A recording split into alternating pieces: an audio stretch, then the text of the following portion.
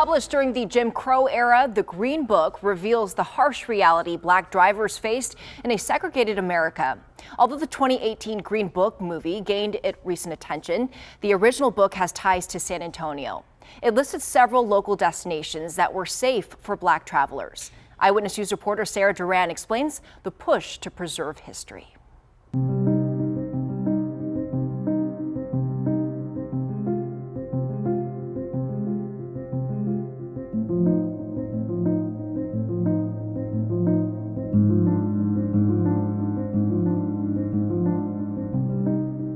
The story takes place in 1936, in a book written in a code only for African Americans.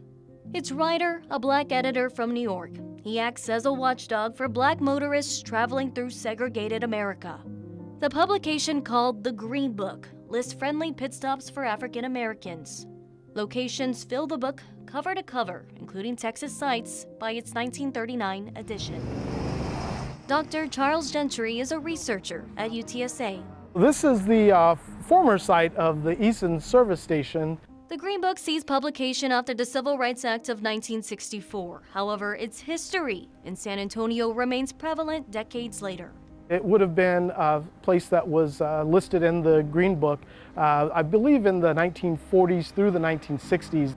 Researchers have discovered more than 20 Green Book sites locally. The locations range in services such as hotels, restaurants, and liquor stores. Beauty shops, nightclubs, and a place to gas up are also listed. Some of the original structures are still standing. Boarded windows and blue paint hide a once lively service station off East Houston Street. Here at 515 South Pine Street, we have a residence that was once Briscoe's Beauty Shop. Owned and operated by William Briscoe and his wife Hattie. Cutting hair was Hattie's specialty. Teaching the next generation of black cosmetologists was another. In the midst of her passion, she found another calling. She got into some trouble for being outspoken about segregation in the schools, and she lost her job. And in the process of fighting to get her job back, she decided to study law.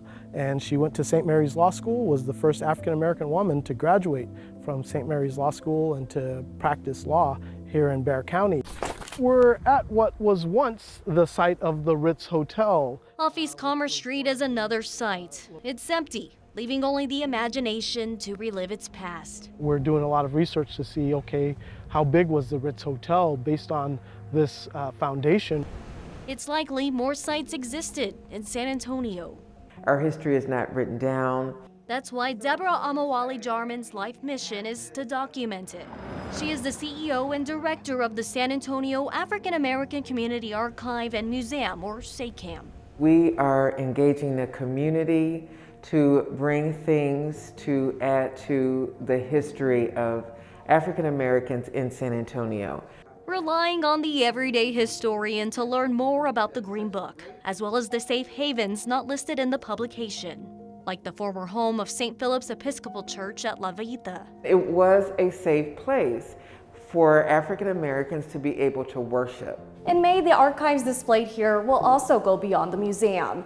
SACAM is partnering with college students to bring the history of the Green Book to its original sites. My students have each picked one location, and they are going to write historical markers for these different locations. A lot of research opportunities. Using QR codes to house their research articles, short stories, and images. It's a program through the city's Office of Historic Preservation. Any other questions about? The research is taking place at Texas A&M University San Antonio. Dr. Pamela Walker is guiding students through the digging process. I got 407 South Flores, and it's Oliver W. Johnson. He's an attorney.